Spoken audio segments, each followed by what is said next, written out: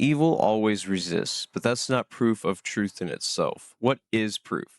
When resistance comes from those who repeatedly benefit from systems of harm, resistance from institutions like churches, governments, or ideologies, when met with facts, logic, or ethical reasoning, does not disprove their reasoning. It proves they are defending a construct that cannot withstand scrutiny.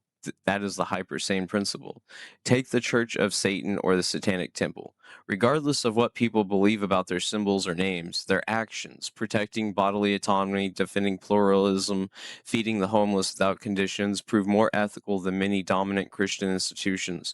You don't have to like their aesthetic to acknowledge that they walk the walk, while others just talk the talk, never donating to a single GoFundMe in their life. Most Christian institutions only help others conditionally. They'll feed the homeless, but only to save their souls. If you reject that, even politely, you're dismissed, removed, and replaced by someone they think that can be saved. That's not help. That's manipulation wrapped in morality. That's conditional compassion, and it fails every ethical framework from consequentialism to care ethics. And look at what they feed the homeless: ultra-processed bottom-tier food that's often classified by the WHO and CDC as Group 1 carcinogens, the same group as tobacco. It's what's cheapest, not what's good. That's not an oversight. It's the result of prioritizing image and cost over outcome. They'd never feed that to their own families. If you care, you prove it in what you give, not just that you gave. When you look deeper, it's even worse. Most funding in these institutions goes towards administration and overhead, not actual service. Because if they truly model their actions on the teachings of Jesus, who flipped tables and gave everything to the poor, they'd be radically different. But they're not. They're safe, controlled, profitable. Jesus wouldn't recognize these churches.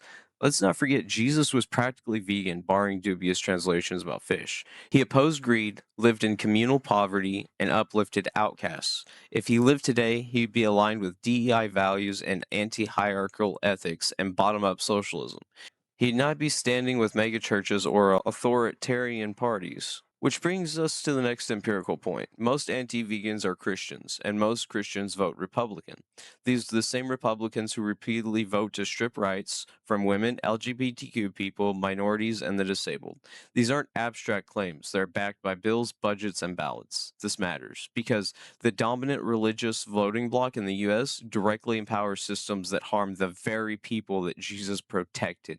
They legislate suffering, they gatekeep care, and they wrap it all in morality. It's not enough to say not all Christians. What matters is what dominant Christian institutions do and what outcomes they produce. Ethics are not about individual intent, they are about collective impact. Ethics are not declared.